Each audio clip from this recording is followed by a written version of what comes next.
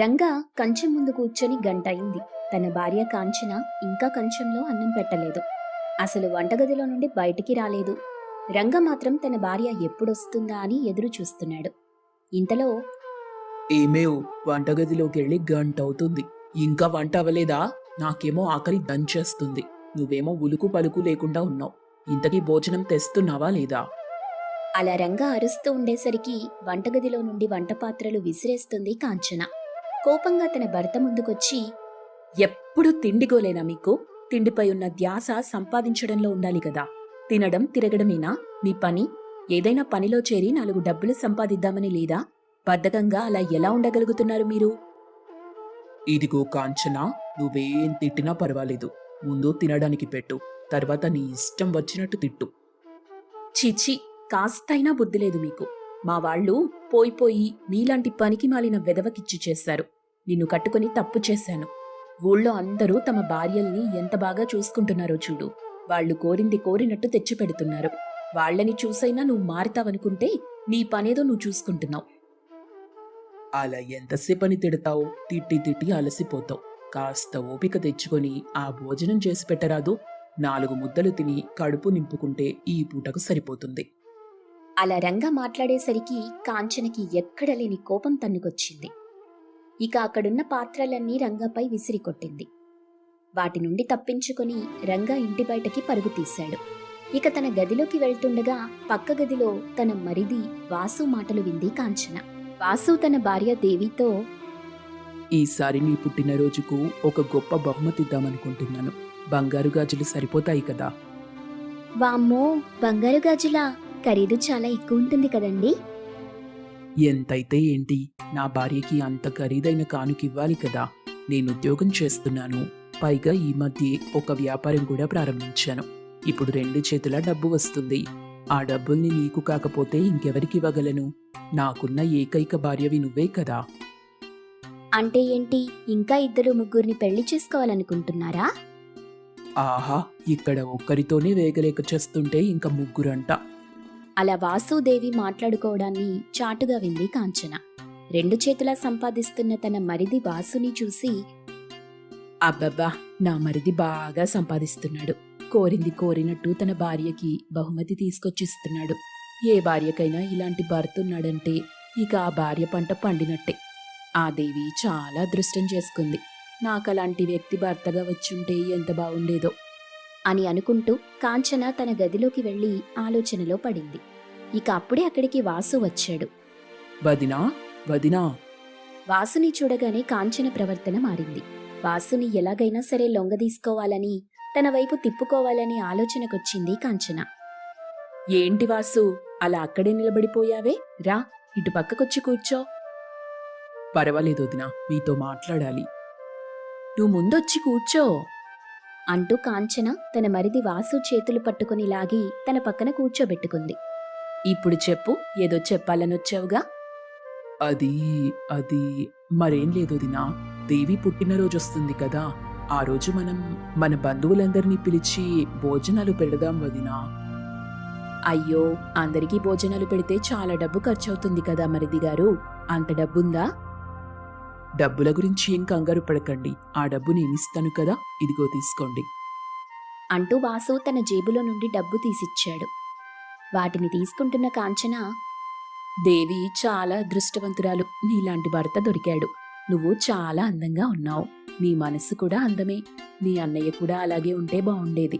కానీ ఏం చెయ్యను, ఎందుకు పనికి రాకుండా పోయారు. అలా బాధపడకండి వదినా. అన్నయ్య కూడా మంచి పనిలో చేరి బాగా సంపాదిస్తాడు. మీరు చూస్తూ ఉండండి. అలా వాసు అంటుండగానే తలనొప్పెక్కువైనట్టు కాంచన నటిస్తుంది. 2 రోజుల నుండి తలనొప్పి వస్తూనే ఉంది. ఎవరైనా తలకు నూనె రాసి మర్దన చేస్తే బావుంటుంది. కానీ ఇంట్లో నన్నెవరు పట్టించుకుంటారు చెప్పు? అయ్యో వదినా, నేనున్నాను కదా, ఇదిగోండి, ఇప్పుడే మీ తలకు నూనె రాసి మర్దన చేస్తాను అంటూ వాసు తన వదిన కాంచనకు తలకు నూనె రాసి మర్దన చేయటం మొదలెడతాడు. మరిది దగ్గర మర్దన చేయించుకుంటూ కాంచన సంతోషిస్తుండగా అప్పుడే అక్కడికి దేవి వచ్చింది. తన భర్త కాంచనకు నూనె రాసి మర్దన చేయడం చూసి షాక్ అవుతుంది. ఏంటండి, ఏం చేస్తున్నారు? అయ్యో దేవి, నేనే కాస్త తలనొప్పిగా ఉందంటేను నూనె రాసి మర్దన చేస్తున్నాడు మరిదిగారు. ఇలాంటి పనులు ఆయన చేయడం ఏంటక్కా? నన్ను పిలుచుంటే నేను చేసి పెట్టేదాన్ని కదా. ఏవండి, మీరు ముందు వెళ్ళండి. ఈ పని ఆపి మీ పని మీరు చేసుకోండి. నేను చెప్తున్నాను కదా. అది కాదే.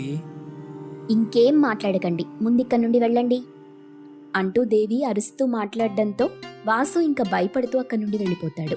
దేవి మాత్రం కాంచనని కోపంగా చూస్తూ వాసు వెనకాలే వెళ్తుంది. గదిలోకి వెళ్ళిన తరువాత వాసుపై కోపంగా, ఏంటండి మీరు ఆడవాళ్ల పనులు చేస్తున్నారెందుకు?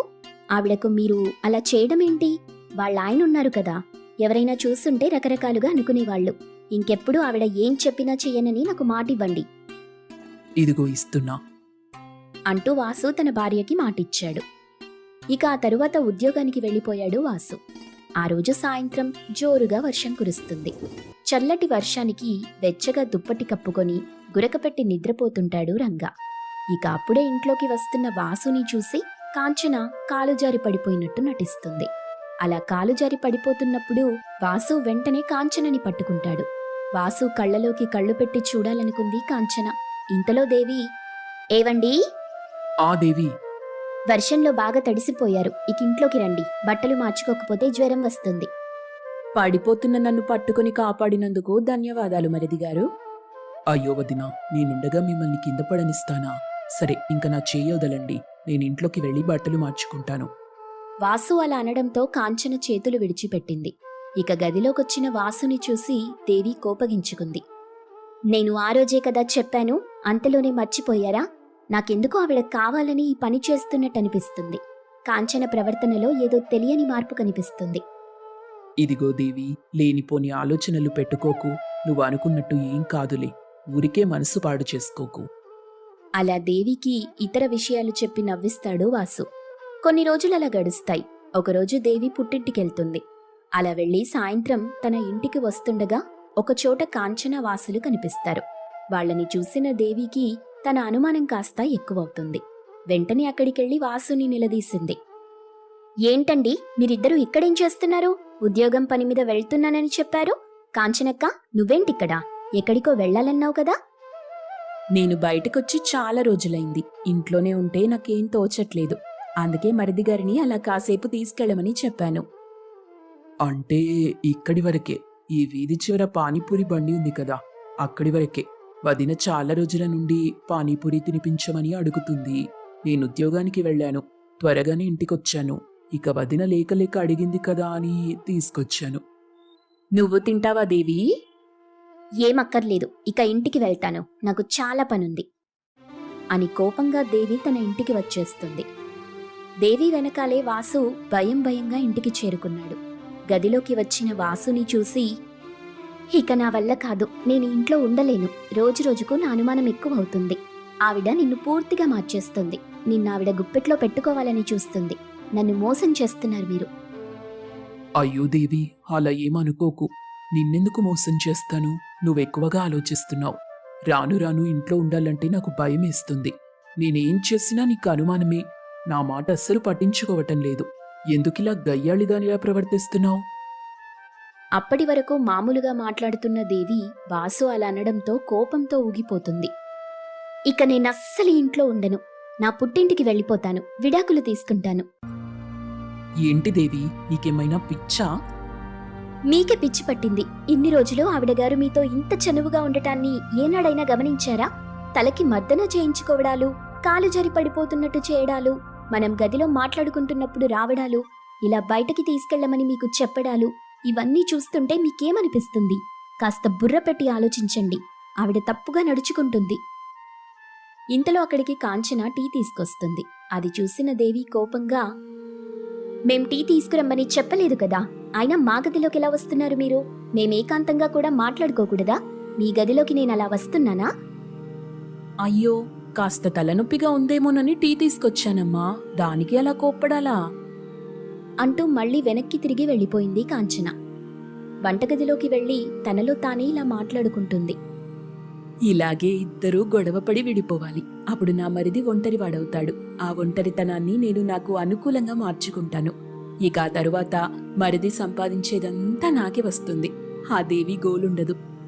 అని అనుకుంటున్న కాంచనని రంగా వచ్చి ఒక్కటిస్తాడు. రంగా కొట్టడంతో కాంచన కోపంతో కన్నెర్రజేస్తుంది. ఏంటి నువ్వు చేసింది? నోరు ముయ్యవే. వదిన అంటే తల్లి తరువాత తల్లి లాంటిదని అర్థం.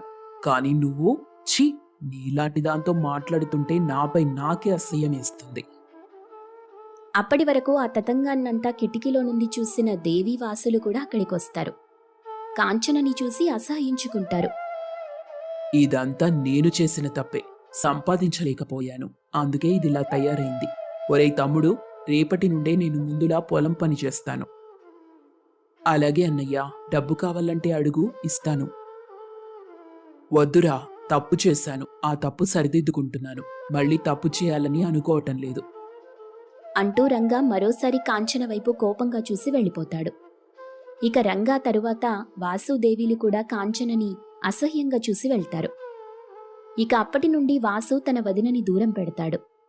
తన భార్య దేవి మాట వింటూ ఏ సమస్య రాకుండా సంతోషంగా చూసుకుంటాడు. కాంచన కూడా తన తప్పు తెలుసుకొని తన భర్త రంగాని గౌరవిస్తూ ఆమె కూడా పొలం పనులకు వెళ్లటం మొదలెడుతుంది. సునైన కళింగపట్నం అనే ఊళ్ళో నివసిస్తూ ఉండేది. అక్కడ తన తల్లితో కలిసి బజ్జీల వ్యాపారం చేస్తూ ఉండేది. తనకి బజ్జీలు వేయటం, వాటిని అమ్మటం బాగా అలవాటు. ఎప్పుడూ ఇంట్లో పనులన్నీ పూర్తి చేసుకుని బయటకొచ్చి బజ్జీల కొట్టు దగ్గర సాయం చేస్తూ ఉండేది. ఒకరోజు భాగ్యం సునైనతో ఇలా అంటుంది. అమ్మా, ఎందుకమ్మా నీకంత కష్టం? ఇంట్లో పనులు ఎలాగూ చేస్తున్నావు, ఇప్పుడు కొట్టు దగ్గరికి వచ్చి కూడా మాకు సాయం చెయ్యాలా? అంత అవసరం లేదమ్మా. నువ్వింట్లోనే విశ్రాంతి తీసుకో. ఇంట్లో పనులన్నీ చేసి అలసిపోయుంటావు. పైగా ఇది వర్షాకాలం. నువ్వు వర్షంలో తడుస్తూ వచ్చి కొట్టు దగ్గర సాయం చేయటం, ఇలా వర్షంలో తడవటం వల్ల జలుబు చేసిందంటే రేపొద్దున వచ్చే పెళ్లివాళ్ల మొహం మీద నువ్వు తుమ్మితే బాగోదు కదా. పెళ్లివాళ్లు జడుసుకొని పారిపోతారు. ఎందుకమ్మా నీ ఆరోగ్యం అంతలా పాడు చేసుకోవటం? అయినా వాళ్ళు నన్ను చూడ్డానికి వస్తున్నారమ్మా. నాకు జలుబుందా జ్వరముందా చెక్ చేసి మెడిసిన్ ఇవ్వడానికి రావట్లేదు. అయినా తుమ్ములకి జడిసిపోయేవాళ్ళు నాకెందుకమ్మా? అబ్బా, నేనేదో సరదాగా అన్నానులేవే. నీకు తెలుసా, ఇప్పుడు నిన్ను చూడ్డానికొస్తున్న వాళ్ల కుటుంబం చాలా పెద్దది. ఒకవేళ అన్నీ కుదిరి వివాహం జరిగితే నువ్వందరికన్నా చిన్న కోడలివి అవుతావు. నీకన్నా 2 పెద్ద కోడళ్ళున్నారు. అత్తయ్య గారు, మావయ్య గారు అందరూ కలిసి ఒకే ఇంట్లో ఉంటున్నారు. బావగారు, తోటి కోడళ్ళు, వాళ్ల పిల్లలు అందరూ ఒకే ఇంట్లోనే. ఏంటమ్మా, ఒకేసారి నన్ను అంత పెద్ద ఇంట్లోకి పంపిస్తున్నారు? నేను వాళ్ళందరి కింద పని చెయ్యాలంటే ఏమైపోతాను?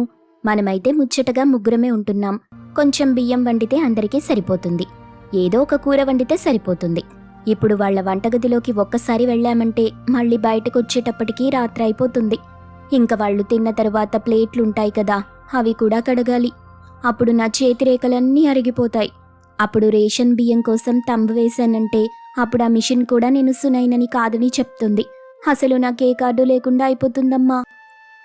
ఓరి నాయనా, ఎంత ఆలోచించావే? నువ్వు ఆలోచించినంత అక్కడేం జరగదులే. వాళ్ళు చాలా మంచివాళ్ళు.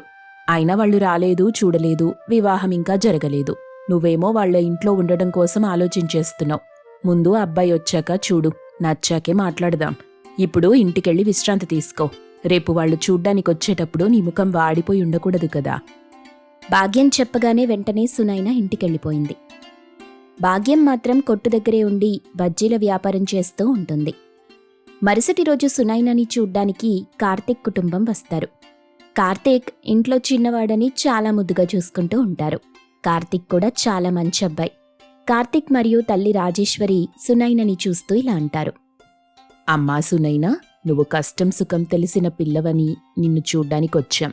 నువ్వు మా అందరికీ బాగా నచ్చావు. మా కుటుంబం చాలా పెద్దది. మొత్తం 9 మంది ఉంటాం. నువ్వొచ్చిన తరువాత 10 మంది అవుతాం. వాళ్ళెవరెవరంటే నేను, నా భర్త, నా 3 కొడుకులు, 2 కోడళ్ళు మరియు మనవడు మనవరాలు. అందరం కలిసి ఒకే ఇంట్లో ఉంటున్నాం. నువ్వు కంగారు పడకు. వచ్చి వీళ్ళందరి కింద నేను చెయ్యలేను అనుకుంటున్నావేమో. అవేవీ అవసరం లేదు. మా ఇంట్లో అందరి పనులు వేరువేరుగా ఉంటాయి. వంట మాత్రం నేనే చేస్తాను. నా చేతి వంట అంటేనే నా పిల్లలందరికీ ఇష్టం. నేను ముఖ్యంగా చెప్పొచ్చేదేంటంటే, నువ్వొచ్చిన తరువాత నా కుటుంబం ముక్కలవ్వకూడదు. ముందు నుండి ఎలా ఉందో తర్వాత కూడా అలాగే ఉండాలని కోరుకుంటున్నా. నేను మరియు నా భర్త ఉన్నంత వరకు మీరు కలిసుంటే చాలు. తర్వాత మీ ఇష్టం. దీనికి నువ్వు ఒప్పుకుంటానంటే వెంటనే ముహూర్తాలు పెట్టి వివాహం జరిపిస్తాను. నేను నా పెద్ద కోడలు రెండో కోడల్ని చూడ్డానికి వెళ్ళేటప్పుడు కూడా ఇవే ప్రశ్నలు అడిగాను, ఇవే మాటలు చెప్పాను. నేనైతే అలా ఏం చెయ్యనండి. నాకు కూడా ఒక మంచి కుటుంబం దొరుకుతుందంటే అంతకు మించి సంతోషం ఏముంటుంది? సునైన అలా చెప్పి ఒప్పుకుంది. వెంటనే రాజేశ్వరి, ఇంకా అండి అంటావేంటమ్మా? అత్తయ్య గారు అను. కార్తిక్, నువ్వేమైనా అడగాలనుకుంటున్నావారా? ఏం లేదమ్మా, నువ్వేదంటే అదే. కొద్ది రోజుల్లోనే మంచి ముహూర్తం చూసి సునైనాకి కార్తిక్కి వివాహం జరిపిస్తారు. సునైన అత్తవారింట్లో అడుగు పెడుతుంది. ఇంట్లో వాళ్ళంతా చాలా సంతోషిస్తారు. ఇల్లు చాలా పెద్దది. ఆ ఇల్లు చూసి ఆశ్చర్యపోయింది. వెంటనే సునైన, అత్తయ్య గారు, మన ఇల్లు చాలా పెద్దదండి. ఇక్కడ ఒకవైపు క్లీన్ చేయడానికి 10 రోజులు పడుతుంది. ఆ పని పూర్తయ్యాక ఇటుపక్క వచ్చి క్లీన్ చేయడానికి ఇంకో 10 రోజులు. ఈలోపు అటువైపు మొత్తం దుమ్ము పట్టేస్తుంది. అమ్మో, ఇంత పని ఎలా చేస్తుంటారత్తయ్యా? ఇంటి పనులు చేయడానికి 2 మనుషులున్నారులే. నువ్వు కంగారు పడకు, వాళ్ళన్నీ చూసుకుంటారు. లేకపోతే ఇంత ఇల్లుని చూసుకోవటం మన వల్ల అవుతుందా చెప్పు? అనుకుంటూ మాట్లాడుకుంటూ ఉంటారు. సునైన కొత్త కొడలని ఎవరో ఒకరు తనతో పాటు ఉంటారు. ఈ విషయం తనకి నచ్చేది కాదు. తన భర్తతో కొంతసేపు కూడా ఒంటరిగా మాట్లాడడానికి సమయం ఇవ్వటం లేదని ఇబ్బంది పడేది. కానీ ఎప్పుడూ తన మనసులో అత్తగారికిచ్చిన మాట మాత్రం గుర్తొస్తూ ఏమనలేకపోయేది. అయితే ఒకరోజు తన భర్త కార్తిక్తో ఇలా అంటుంది. ఏవండి, మనం పెళ్ళైన తరువాత ఎక్కడికి వెళ్ళలేదు, ఇంట్లోనే ఉన్నాం కదా. ఒకరోజు ఎక్కడికైనా బయటికి తీసుకెళ్లరా? ఇంట్లో ఉండి చాలా బోర్ కొడుతుంది. అత్తయ్య గారు మరియు అక్కలు నన్నొక్క పని కూడా చేయనివ్వట్లేదు.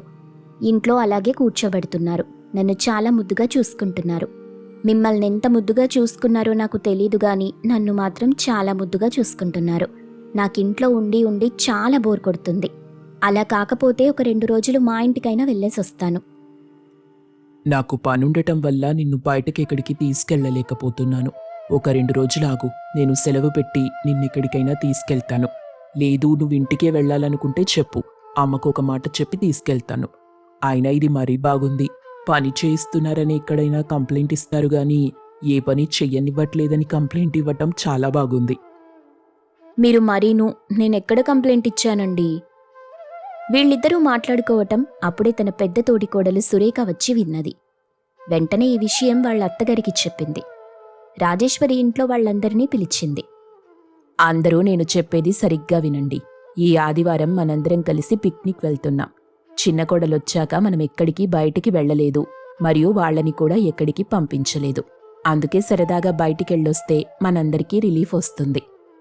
వెంటనే రాజేశ్వరి భర్త రాఘవయ్య, మొన్ననేగా పెళ్ళయింది, ఇప్పుడు వెంటనే పిక్నిక్ ప్లాన్ ఎందుకు? దండగ కదా. ఇంట్లోనే ఉంటే కొంచెం ప్రశాంతంగా ఉంటుంది. పైగా ఇది వర్షాకాలం, ఈ సమయంలో ఎక్కడికెళ్తాను చెప్పు?